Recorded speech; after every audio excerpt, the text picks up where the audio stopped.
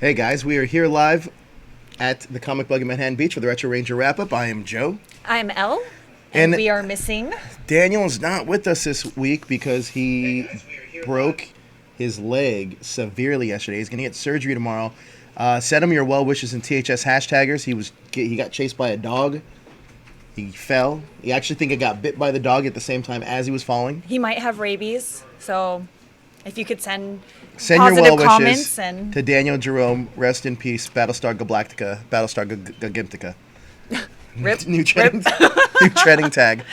But we're going to be here holding it down, talking about some retro Power Ranger stuff. We do have a wider shot because we have new gear. Your super chat's paid off, guys.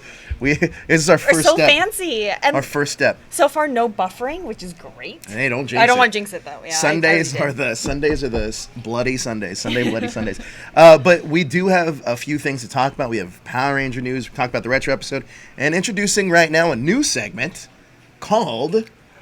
It's your Pokemon Go segment. I don't know what it's called, but it's called, there it is, This Week in Pokemon Go. Oh, awesome! I have a new segment. Yeah. Look at my little, tea bag icon, too.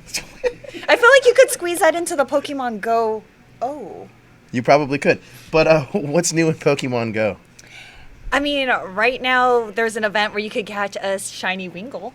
And the only difference is it has a green stripe instead of a blue stripe on its little wing. Okay. And I want one. And you were just battling for a gym? For this gym. And someone's trying to still take is, it down actually. right now. We got a super chat. Excuse me while I feed some berries to my Totoro. Well, here's what the super chat says. My super chat, and it's 2:15 a.m. here. Why? That's from your boy MJ. Oh, my prom date. Your prom date, MJ. I think it's because, Greenwich time versus here, and there's this whole time difference thing. So that's probably why it's 2:15. I don't know what you just said. Because time. He was like, why is it 2:15? Oh, time difference. Yeah, time difference. Because, here it's only 6 o'clock. True. So, time difference, time zones. So that's your This Week in Pokemon Go? Yes. Perfect. That's right. It's going to be a segment that's 30 seconds long. I hope you guys are excited about it. We are excited about it. But you just talked about that was the Teabaggers Presents Pokemon Go segment. If you want to get your Teabaggers t-shirt, you can do that at T Public. So you have somebody did buy your shirt this week. MJ Spud did. Larry did. Look at that. Look at those shirts in there. How beautiful, right, guys? You can get those shirts right here at T Public. The link is in the description below. We also have our, I want to say world famous, I'm going to say world, but Morphicon famous Power Ranger shirts. They are in there as well. Hottest seller is the shirt, my favorite shirt design, which is the Power Rangers in Space shirt. So good. The reason I like that design the most is because I'm on the freaking Star Wars show too. So that's why I think it does the best. Not only that, but the one that's catching up actually is that Once a Ranger shirt. Really, the Justice League. The Justice League shirt. I like that. That one is very, very close. I thought the Fast and Furious one looks really good though. I know that's Juzzer's favorite. But that's gonna be our T Public shirts. Get yours today. Which ones do you have? I have the Instinct one, obviously. It's Pokemon Go. I thought you said In Sync. Instinct. Or In Sync. I also kind of slur when I talk. I should work on my articulation a little bit. That's because of the alcohol. I'm just kidding. Yes. Let's blame it on the alcohol. There's a song, isn't there? Oh yeah, there is. Yeah, there is. Yeah, that's taking it way back. What? Yeah, I'm circa not circa 2010. Something. Okay, I'll go with that. Elle is always drunk. That's a comment that's in the chat right now. I'm just gonna let you know. That's good. That is good. Think about sometimes. that and then lower your expectations, and then everything will be great. And I will What does that even mean? I don't know, because I slur Lower when your I talk. expectations? Yeah, when I talk and stuff, if you think I'm mumbling and, if you want to hear me talk have you expectations. when they meet you at cons, that'll be a thing. All right, so let's move on. We have 3 episodes to get through today. Yes. First and foremost, I have to ask you, do you have any recollection of these episodes at all? No, absolutely do not remember any of these. Right? They're kind of like these hidden gems, though. They're so But they were really good. Especially the last one was really ridiculously funny. That teacher appears again in other Does he episodes. really? Yeah, I believe so. He's such a hard ass, but I like it. Whoa. Because at the end where he comes, he's like... Phrasing. Oh. He's such a hard ass, but I like it. Phrasing. I mean, not kind of, yeah. Yeah. I'm not drunk, but you can pretend that I am, and that's why I say these things. No. I would say that he would be one of the most intimidating teachers I think I've ever seen Especially in my life. after Mrs. Appleby, that's like, let's talk about our feelings, and this is your English assignment. And he comes in, he was like, science. And I was like, oh my God. He's the most aggressive science teacher in the Right? history of planet Earth. True story. True story. Let's get into this episode, though. The first episode we're going to kick off with is A Brush with Destiny. Yes. Now, do you? This is another Kimberly-focused episode. And I know she's not your favorite. She is not, but I actually do like these ones that deal with her family. I think it deals with like issues that a lot of kids might deal with and don't know how to tackle. Where I'm like, her parents are divorced, she might have to move, and she doesn't want to change schools. Like, I actually liked her in this one. She is a little bit more likable. I agree with you on Yeah. this. Let's talk about some of the story real quick. First of all, this was directed by. Well, it was written by Giles Wheeler and was directed by Terry H. Winkless. So those are. I'm going to start doing all this whole rundown Okay. thing. All All right, that's so good. Kimberly's been having nightmares about moving to Paris. Meanwhile, Finster, my favorite, Yes. creates a device that lets Rita and Zedd draw from the dreams of others, including Kimberly's nightmare.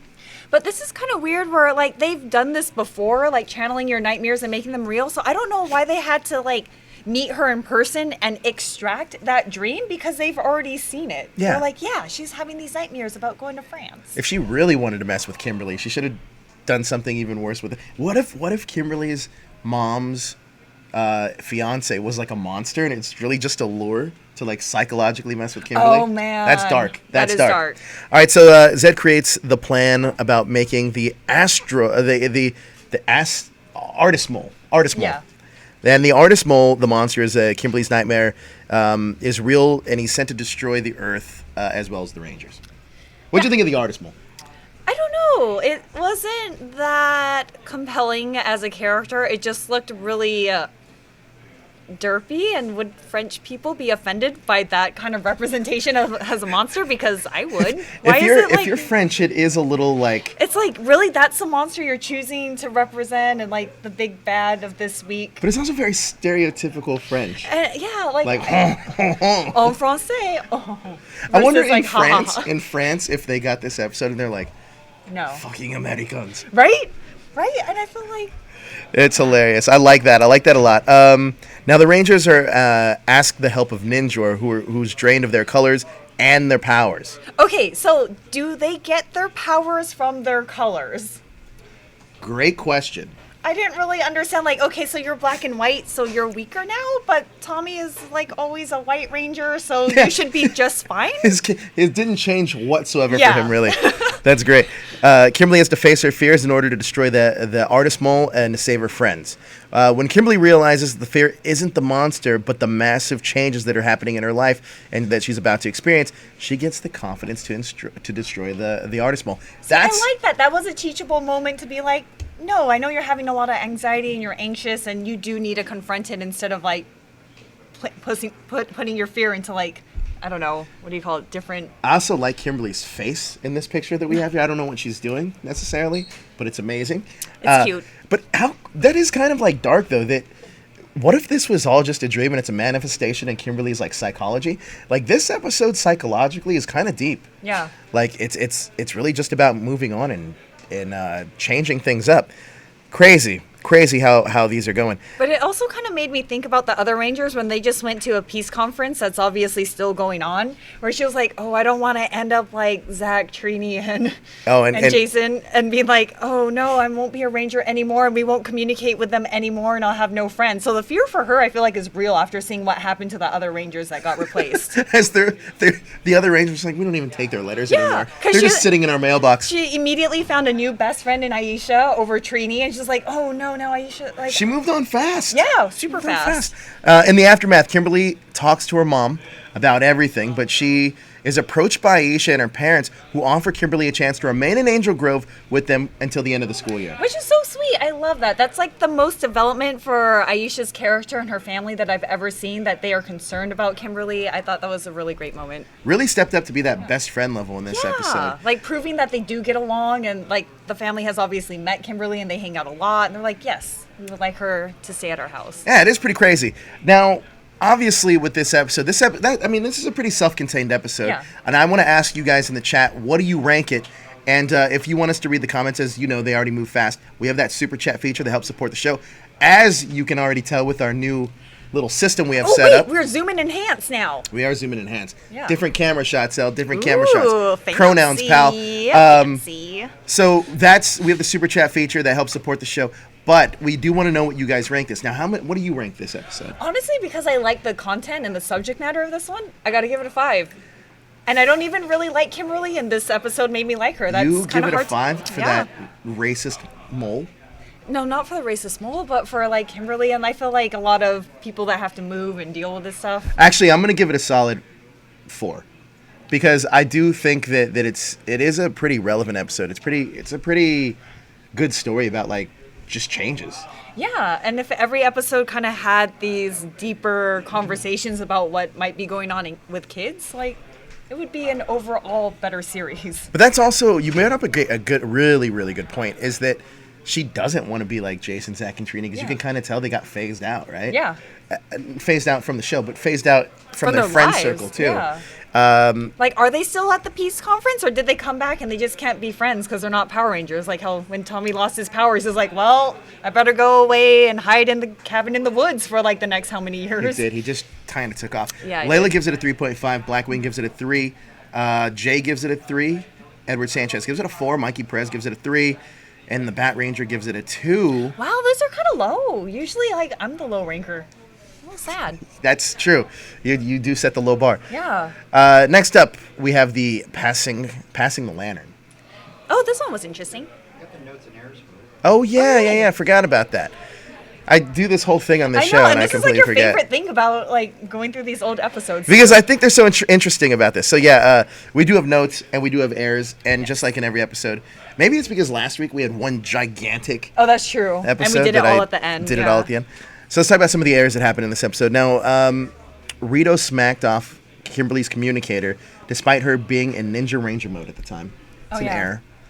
Zordon told Kimberly that destroying the Artistmole, I don't want to call him Astromole, but he's the Artistmole palette would return the colors to the powers and the other Rangers and Ninja. However, all Kim did was shoot the Artistmole in the chest with her blade blaster, at which point he returned all the colors back.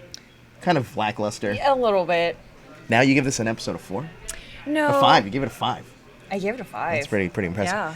There are notes on this episode, though. This episode foreshadows Kimberly leaving Angel Grove later in the season. Amy Jo Johnson already announced her intentions to depart from the show at this point. See, this is already a really good setup when they're giving enough time to create like a final arc for the character. Like, okay, she has to leave at the end of the year. You're staying until the end of the school year.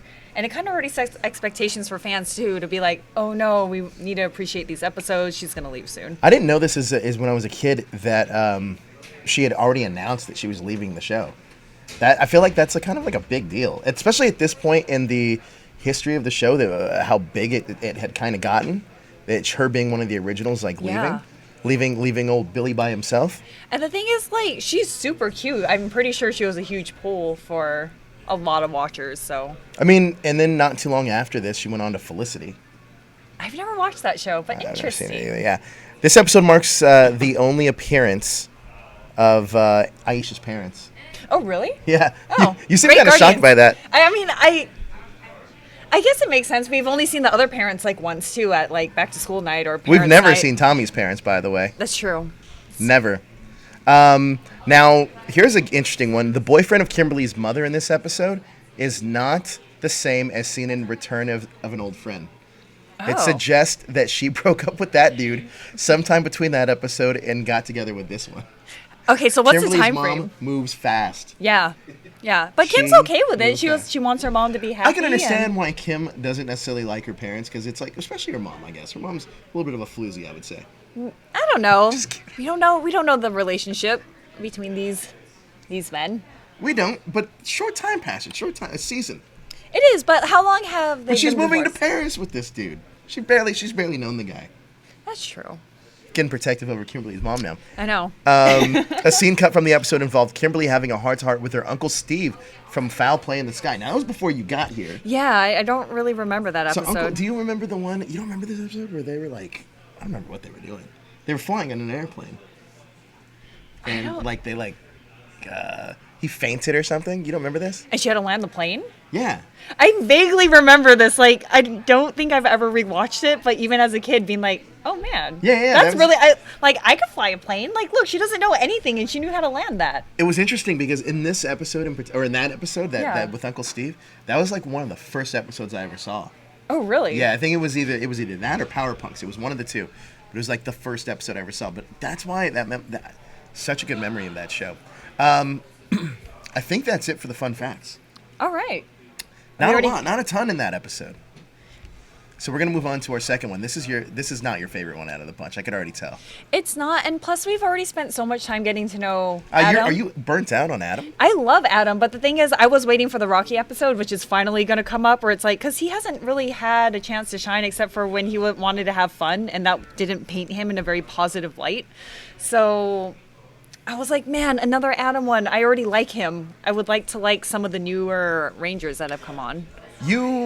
Do you remember this episode at all? No, like from childhood I don't, but I actually did like this one too, where, I don't know, like... I feel like they're getting deeper stories. Yeah. Do you feel that it's weird because you joined us in season 2, from season 2 to now, that the stories are evolving a little bit more? Yeah, and I really like that though, where it's like, I want to know these characters, and the more you like them, like, I don't know, it creates better conflicts. Like, you actually get worried about them when they're in trouble. Right. MJ Spud gives a super chat. He says, fan theory, Tommy's an orphan living in a trailer park. I believe it. That's why he didn't go to school for so long. I wouldn't discredit it. I think he's an emancipated minor, I feel like. Yeah. Or something's going on. He lives at a foster care home, probably. Yeah. Group home. He could have. Oh, Tommy is adopted. They do reference that Tommy is adopted. Really? Yeah. That's an interesting story because they never ever follow up on that. But I guess they kind of do in Zeo. It kind of makes sense a little bit. Is this race car Tommy or anthropologist, paleontologist, or Dr. Tommy? Either way, anthropologist, paleontologist, you don't consider them real doctors anyway. No, I'll never live Are they this up down. there with dentists as well? Psychiatrists and psych? No, they're all doctors. Sure. You don't consider any of them doctors, let's be honest about it. All right, so let's talk about Passing of the Lantern. Now, the synopsis of this episode, let me give it to the writer and director. This one's written by Katie Rocky, and it's directed by Armand Garabidian. Now, the synopsis is Adam receives a special gift, a paper lantern. Then Billy and Adam learn of the lantern's powers, but Lord Zedd has plans of his own when he sends Rito to steal the lantern. Now, okay, why do the Rangers always bring their most prized possessions to school? It's a paper Wait, you didn't have lantern. to do any of that ever at school? But this wasn't like a elementary school assignment where it's like, bring in something. He was like, look, guys, I got this from my family. And I got in trouble one time at school for bringing in, because you know how you have show and tell? Yeah. My dad had this gold bracelet back in the day. And it was gold, so I brought it in, and I got in trouble with my dad. He's like, "It's show and tell." Well, I was supposed to bring something impressive. But it's gold. It was gold. I love gold. Of course, I brought it in. But that's how that went down. I did get in trouble for that. Now, Adam receives a special gift lantern from his family, a paper lantern. Then Billy and Adam learn of the lantern's mystical powers. Meanwhile, Lord Zedd has a plan of his own, and he sends Rito Revolto, Babu, and Squat to steal the lantern so he can harness the powers. But they steal the wrong lantern, and I just feel like they have their own little telescope thing. Couldn't they just be like, it's the long, elongated shaped one, not the round one? I'm like, do they lack some... They are not lantern detectives, Elle. Now, however, they mess up... So poor. That's true. They mess up their mission when Rito ineptly tosses aside Adam's lantern, recovered from Bulk and Skull, actually. Yeah. And take it to the others instead. Now, Lord Zedd is infuriated with the trio's foul-up, but Rita manages to salvage the situation and takes the lantern out to create some of these names. The names. Lantera to fight the Rangers. Lantera's actually really cute, though. I love that big, gaping, smiling mouth. He's so adorable. You know who else was great at making villain names is Daniel Nagami. Yes. What was that other one? You had a clever name for... Screwthroat. What? Screw? Something like that. There was something for an octopus or... Oh, yeah. And that was super clever. Killamari. Yes, Killamari. Killamari. Oh my god, that one was so good. Just wait for Cosmic Protectors. You're going to get more like Killamari and Screwthroat pretty soon. After realizing the true meaning of the lantern's powers, Adam and the Rangers are able to defeat the Lantera. Later at the youth center, Bulk and Skull return Adam's missing lantern, take the credit for the entire monster battle, and get taken down by a wet floor. But, I mean, they still kind of laugh, but I'm like, they brought the lantern back knowing that he was looking for it, and I feel like being in this junior police academy is so good for Bulk and Skull. Yes, I agree with you. And this is also the first time we start seeing them kind of do things in the police academy, like as like, I don't want to say students, what are they, like junior police I cadets? guess so.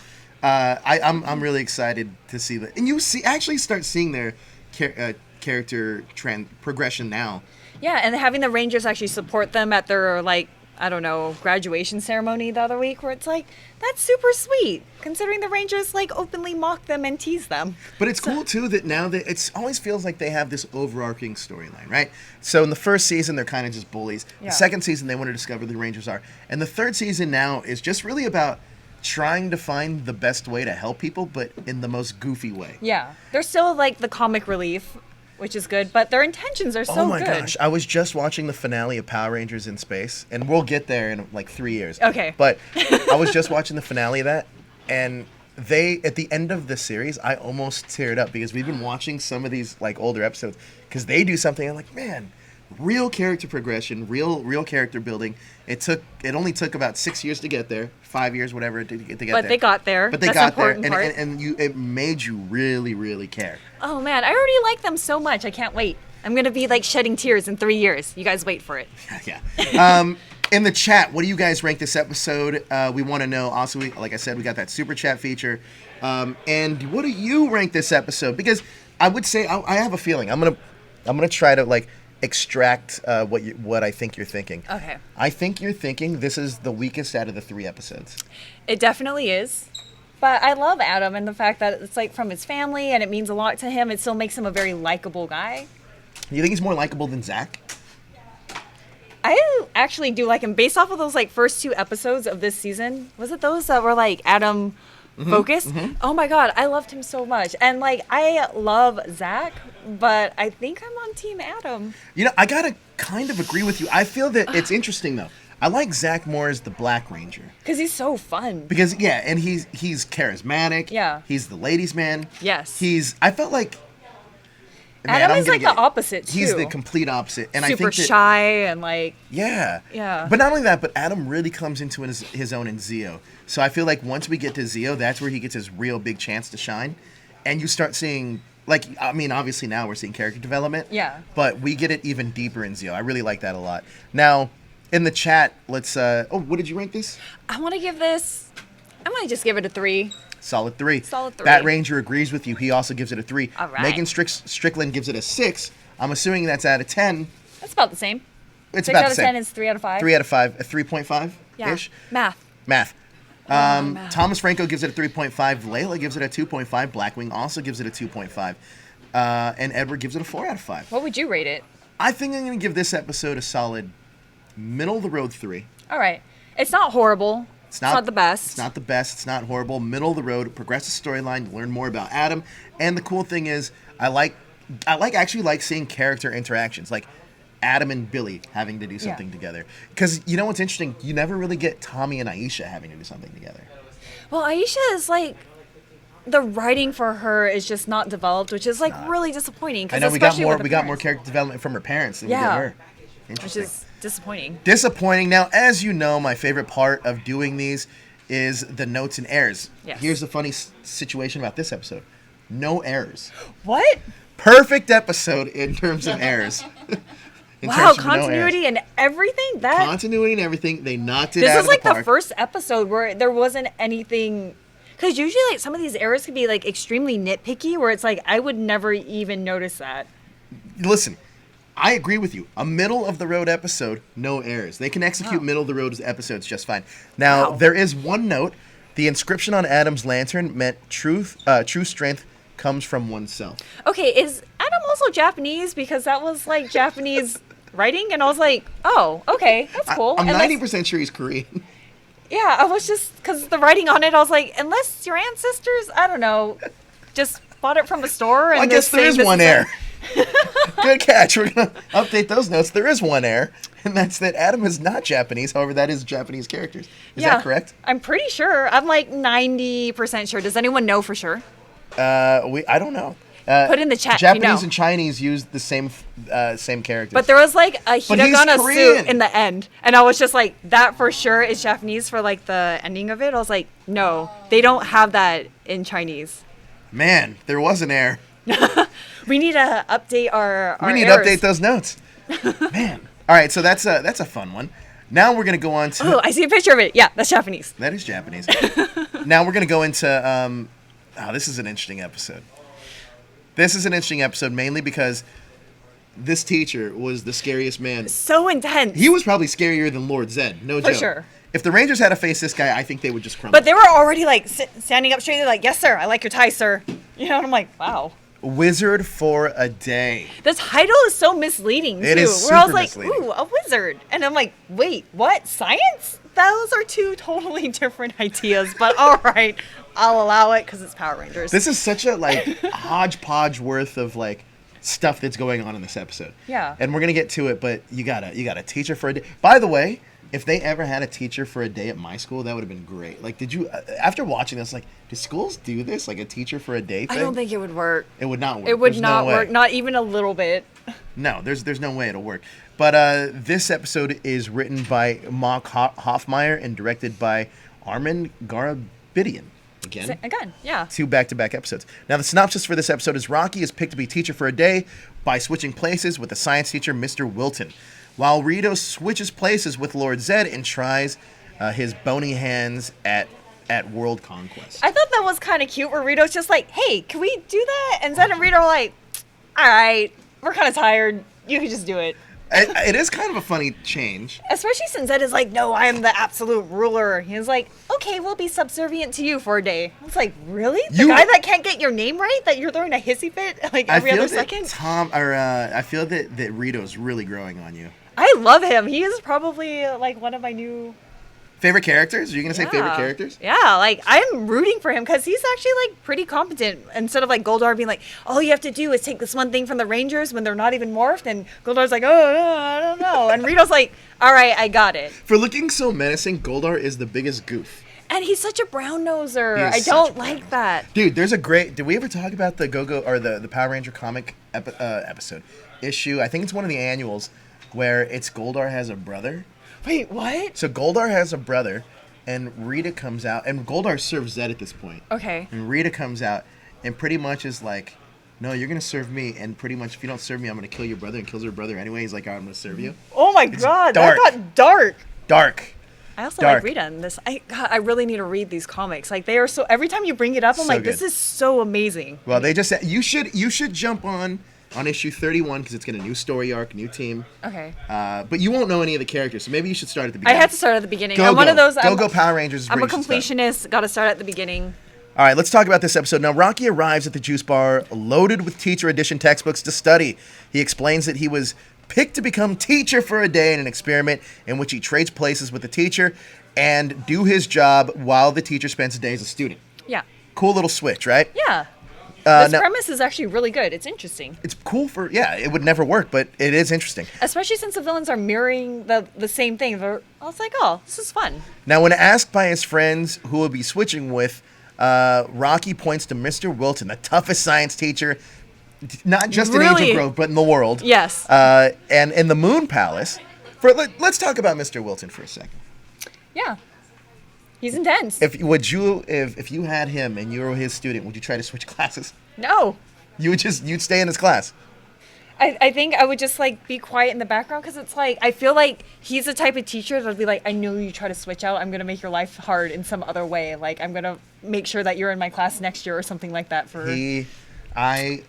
That's a guy that for sure gives out so much detention. Yeah. That is not even funny. He gave out detention as a student. So obviously he gives out detention as a teacher. True story. Now, in the Moon Palace, Rito overhears this and decides to do the same, switching with Lord Zedd and leading their forces himself. His sister Rita laughs at the very idea of him being the leader. However, Zedd laughs merrily, deciding to give Rito a short shot at trying to conquer the world and believing it will teach him a lesson.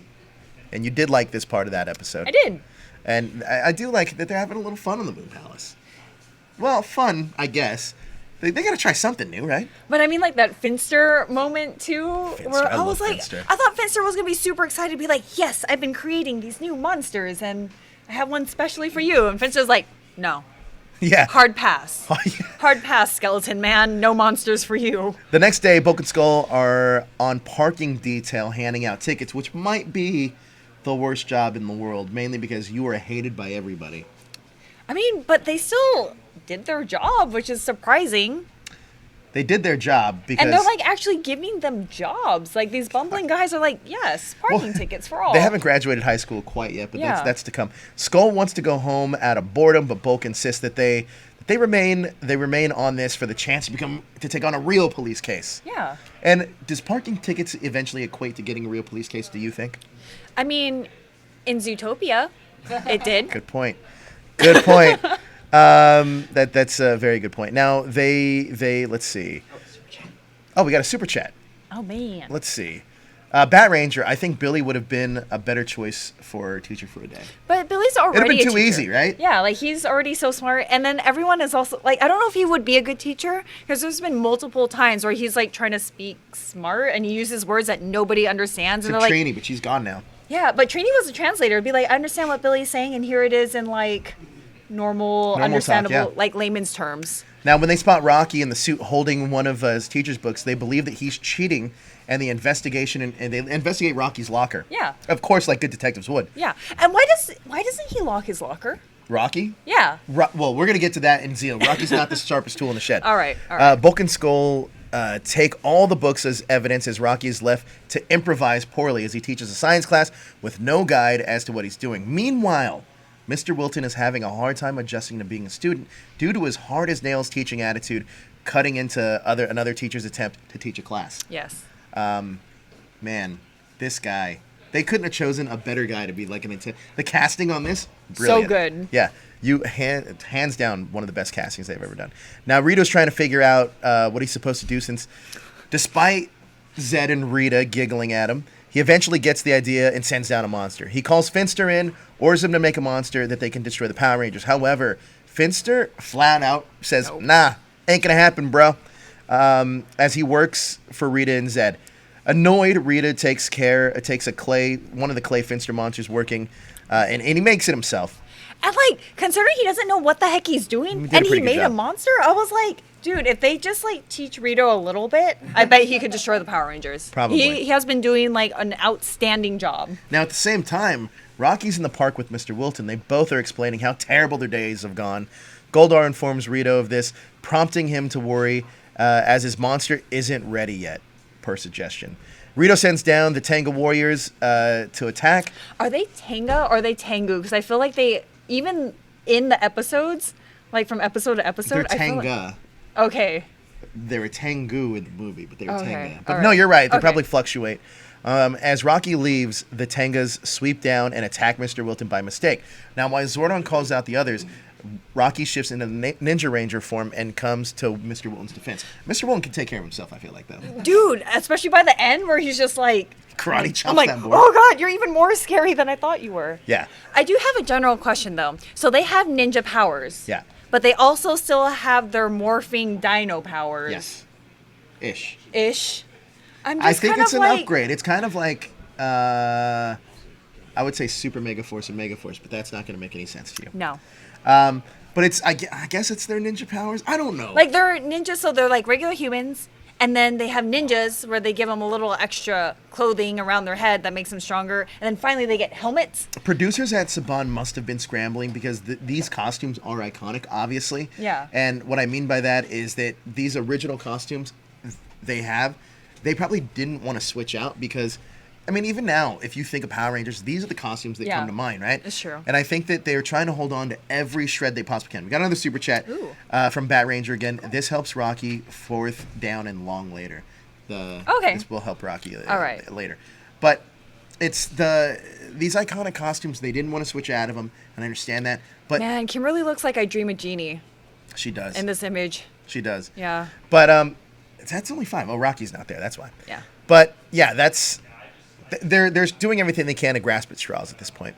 I mean, that's fine. Because I'm not a big fan of the ninja costumes, so I still like that they have their morphing suits and everything else. Now, I'm not either. I'm not the biggest fan of the ninja stuff either. It looks really... It doesn't look... It looks silly. It doesn't look dark, like Dark Ranger Zedd. Like, if they came out, I'd be like... Yeah. You're the Power Rangers? As the Tengas are fought off by the Rangers, Rito arrives holding Zedd's staff, giving him the idea of using Fitzner's Monster-Matic. As he prepares to turn all the Ninja Rangers into monsters, in his usual buffoonery, Rito holds the staff backwards and hits Mr. Wilton with the beam, turning the innocent man into the monster known as Marvo the Meanie. Man, these names. I love them. They should have hired Daniel Nagami for that. They really should. Marvel the Meanie. Morphing into the full Power Rangers, the heroes try to reason with Marvo to no avail, even as the monster begins turning into flask of liquid. Turning them into flasks of liquid. Rocky manages to keep... Maybe that's the science connection that I just got right now. No, yeah, because they're liquids and they're in flasks, but I'm like, wait... How does this Marvel thing... Does he retain chemistry powers from the chemistry teacher? Hold on, wait a minute. I'm so confused. So they got this wizard that turns Rangers into liquid, and their story that they come up with is teacher for a day? Yeah. What? I don't know how this monster fit the theme, but man, when they turned into like the color liquids, I just thought it was so ridiculous and so funny. I was like... This is great. This is probably my favorite episode. Right. Like, look at Kimberly and Tommy. Beaker? Yeah, like Tommy's not even like plugged. Like, all you have to do is kick him, and he's like, "Oh no!" It looks like milk. Yeah, it looks like milk. But it's not even plugged. I just feel like, man, Tommy always gets gypped, and it's like all you have to do is kick him over, and Tommy's dead. It's true. Now Rocky manages to keep Rito from taking the rest of the Rangers away and heads to the command center. Man, the yellow one does not look good. The yellow one does not look good. No, yellow as a liquid does not look good. Oh, man. I'd rather be milk. These are rough. Now, Zordon reports that Mr. Wilton will return to normal once Marvel's destroyed, but the liquefied Rangers will remain as such forever unless restored first. Now, Alpha 5 panics as he's unable to figure out what to do, so Rocky calmly guides the robot into slowly and carefully treating the liquid until they are restored into solid Power Rangers. Okay, how does Rocky know this when in class he obviously demonstrated that he knows nothing about chemistry? Rocky's obviously good under pressure. All right. I mean, can't argue with that, to be honest. The heroes meet Marvo again, and Rito makes his monster grow by borrowing Rita and Zedd's staff. Though the Ninja Mega Falcon Zord is deployed, Rocky instead disengages the Red Ape Ninja Zord to defeat Marvo himself, and out of guilt for what happened, and Mr. Wilton is made human again. Which is weird because you have to destroy him, and at first they're like, don't hurt him because it's Mr. Wilton, and I don't know. This episode was weird, but I still really liked it. No big losses. Mr. Wilton's kind of like a hard ass. Zedd and Rita lecture on how hard conquering the world really, or how hard the world is before he's sending him into a clean Finster lab as punished. At the juice bar by both Rocky and Mr. Wilton have gained a new sense of respect for each other in the roles. Yeah. Now, when Bulk and Skull are confronted by Rocky in one of the teacher books, however, Mr. Wilton quickly shifts back to his hard-as-nails, intimidating pair for nearly ruining the experiment. Is this an experiment? Like, I didn't really I thought this was like a school task, performance, I don't know, like an assignment from somebody at the school. I didn't know it was an experiment. I'm a little confused, but I don't know. Semantics, I guess. Semantics. Now, the next day, Bulk and Skull are back on parking details. They try to put a ticket on a newly parked car. What did you think about that? I'm not listening. Bulk and Skull put a ticket on a newly parked car. I mean, I don't know. They're doing their jobs. I think that's fine. Yeah. They're trying. They are trying. They are still at their job, which is like a pretty good dedication to something that's like a really tedious task. Yeah. Now they scare off the intimidating driver. Yeah. What'd you think about that? That was great. I'm not listening.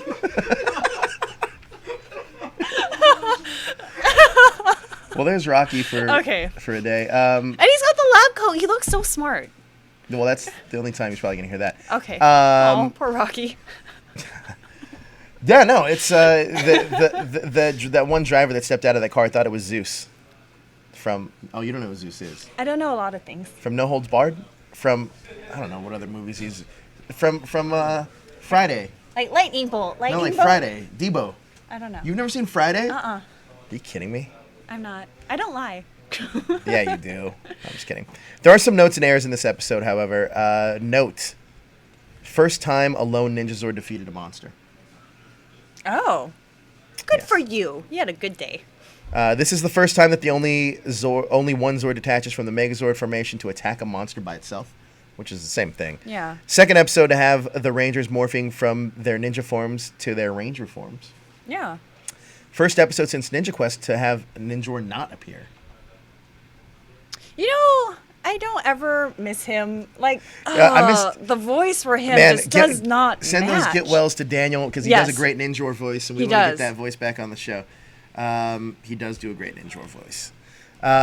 First appearance of Mr. Wilton, as he appeared next in fourth down and long. Oh.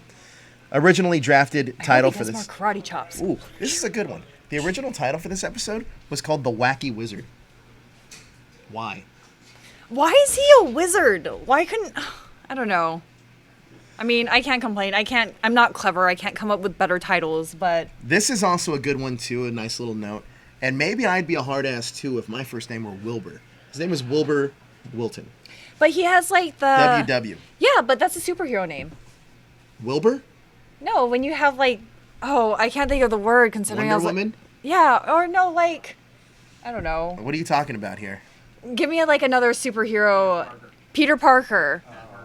Yeah, when you have the same letters, it makes it a superhero name. That's how you know. Or villain, Lex Luthor. Yes. Like when you have Wilbur is not a super. Like I'm not. It's a pig's name. We've all seen Charlotte's Web. Yeah, it's unfortunate. All right, some of the errors in this episode. Now, when Rito was in the park, the Z on the Zedd staff was shown right away round, short both in front end behind him. I don't know what that means. Oh, yeah, I see what you're saying. It was inverted. Despite having battled him many times, one of the Tanga mistook Mr. Wilton for Rocky. Right, where I'm like... What idiot Tangas. Because he's wearing a red shirt, because that's how we identify the Power Rangers. If they weren't wearing their colors, we would have no idea who they were. Thing. If the Power Ranger... Listen, if I was a Power Ranger, I would not be wearing the color of my shirt. I mean, maybe I would be, but randomly. But I like how Wilbur was super dedicated of like, no, I am Rocky. I notice he only wears red shirts. I will wear a red shirt. That's going to become a horror episode later on when he's stalking Rocky in Walker's wardrobe and just staring at him. This is another error. Couldn't Rocky have tried to get another set of teacher books after Bulk and Skull blunderedly taking his under mistake? But I believe he was cheating. I mean, he could have asked, but maybe he was too scared of the teacher being like, I lost your books. Because sure. I would not want to admit that, being like, I got to look everywhere for them first. Hold up. This is a great one now. I like this a lot. All right, so... Oh, yeah. The good comment. Our producer says they have bad sight because that's why they took the wrong lantern as well. Yeah. Rocky warned the Rangers to cover their mouth so they don't breathe in their possibly nauseous fumes from their chemicals, but both bottles had tops on them. But also the thing is, like, why would you cover, like, your mask that's already protecting your face, but it doesn't work because Kimberly was able to give, like, cold cooties to that other monster. I don't understand how these masks work. Well, air holes. Do they have air holes? I think so. I don't know. Who knows? Alien technology. Why spandex? Who knows? Breathable. Comfortable, yeah. Rito told Rocky that there was space on the breaker holder for him, but there was actually no more spots. Oh. Yeah. Now Marvo the Meanie was shown to be the same size as both the Ninja Megazord and the Ape Ninja Zord, which was the only arm of the Megazord. I don't get that either. It's proportion, size. Yeah, it's weird. Also, not an ape, but it was a man, right? Yeah, it's a dude. It's just a guy. Now, chat, what do you guys rank this episode? And before we get into that, what do you rank this episode? I don't know. It's kind of ridiculous. It was really fun. Like, I had a lot of fun watching this, even though I don't think it was, like, a great story episode. It was fun. And that last thing where, like, that karate chop. Yeah, where he breaks the book. This, to me... he's like, man, he's pretty, ripped. He's kind of jacked. This, to me, is classic Power Ranger fun. Yeah, I want to give it a 4 just because it was so good. Man, I'm so generous with these ratings. Wait, hold on. Time out. I asked if this was... Oh, yeah. Yeah, I asked if this was the favorite out of the bunch for you, and you said? Oh, I did. So I gotta give it a 5. You gotta give it a 5. I gotta give it at least a 5. I give it a 6. All right, fair enough. You pulled a Megan Strickland on us. Yes. Cyril Moore gives this episode a 10. Let's see. We got Megan gives it a 4.5.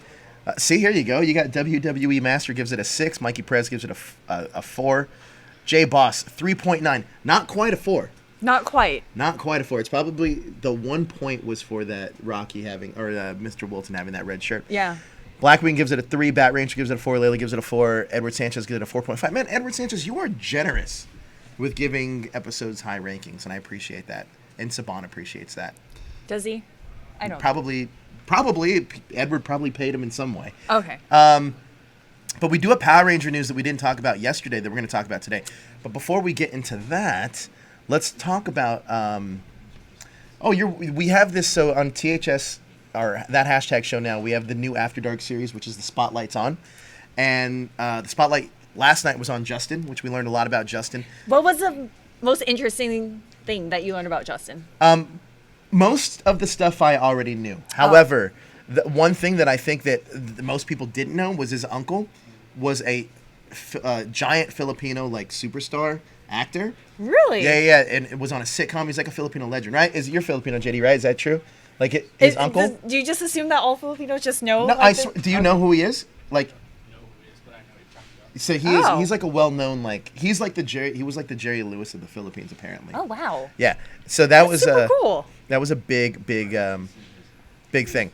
Now we have a poll to see which hashtagger they wanted to go next, which cast member they wanted to go for the next Spotlight. And right now, and that's in THS hashtaggers, which is our Facebook group. So if you guys haven't joined that, go ahead and then join that. And I'm on Facebook now, guys. You are on Facebook now. I have a book face. So right now, I'm going to give you the top. Well, Jezra and you are tied for the top spot. Yes. You guys are at a dead even heat. So next week it's going to be. Well, you might not be here anyway. So Jezra might be on the show anyway. But everybody's getting votes in there. Go vote for who you want to see on that next week. But not only that. We do have more Power Ranger news. But Tuesday, we had the anniversary episode right here at the Comic Con. Yeah, that was super fun. I love that. Talk to me about your experience there, about doing it. I don't know. Okay, so you guys know that I don't watch the current season. But man, I was super impressed by anime style action. And sure. I thought it was super fun. It really does make me want to watch this current season that's running. And we had a great turnout. Yeah, I was super surprised. I was like, wow, everyone's here. It was so fun. We had people in cosplay. It was we legit. did have people here in cosplay. There was multiple people. We had a lot of wine. Yeah. Apparently. We had wine. Tony brought wine. Yeah. Who are the nominees, Blackwing asked? It's all the current cast members on the show. That's who the nominees are. We talked about this, man. Get with it. I'm one of them. And so is Jezzer. Yes. You guys are both and both on Ranger shows. Yes. Go figure. Go figure. Now, we did have some Power Rangers news that came out later this week, I should say, that we didn't cover yesterday, but we're going to cover right now.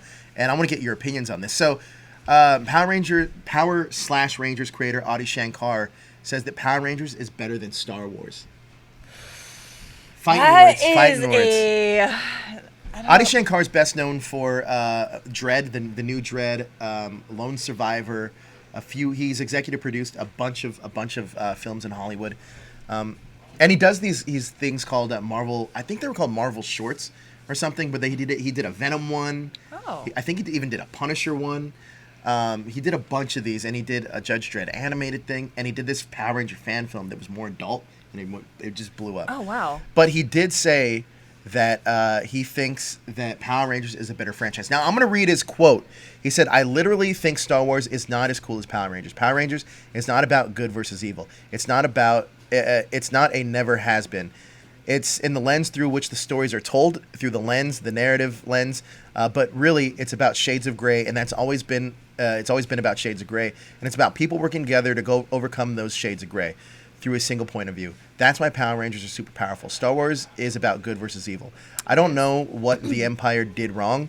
I still have no idea. I still don't know. They got up and they dress the same, and they, like the rebels, kill them because they all dress the same. I don't understand it at all. Yes, they blew up a planet. And but that's a cheap reason to want to hate someone. This is Power Rangers is way doper than Star Wars. I mean, and then he goes on. The quote gets even worse. Oh, he says God. this, or quote gets even better depending on which side of the coin you land on. Dude, I think Star Wars is effing horrible. I think Star Wars is a terrible franchise. It has terrible values. What are you teaching people with Star Wars, right? Oh, yeah, we're the rebels, and we're going to blow up people who dress the same. Like, it's good versus evil. It's terrible because there's really very little evil out there. The evil is taught to us through a narrative, but the evil has a point of view. The evil has a perspective, and if you ever don't get that perspective of the evil, then how do you know they're not evil? Well, it's actually kind of a fair point. It is, but they're starting to do that with, like, Kylo Ren and being like, what is... Because it has been, like, a dichotomy versus, like, good and evil and black and white, and everything is, like, clear-cut. So I feel like, especially with, like, The Last Jedi, which people criticize, like, forever, that is the one movie that has taken, like, every Star Wars trope and, like, hey, Skywalker Legacy, we're going to make... Rey's legacy, and it's like, nope, her parents are... Oh, wait, are there spoilers? Maybe I shouldn't talk about this. That's fine. But, like, nothing. And then, like, oh, it's all about this, and every single thing they did, like, subverted the typical Star Wars narrative. So I feel like they're realizing it, or the writers or directors or whatever it is, realize that the storytelling needs to evolve and needs to become more complex, and I feel like they are finally moving in that direction. I agree with you.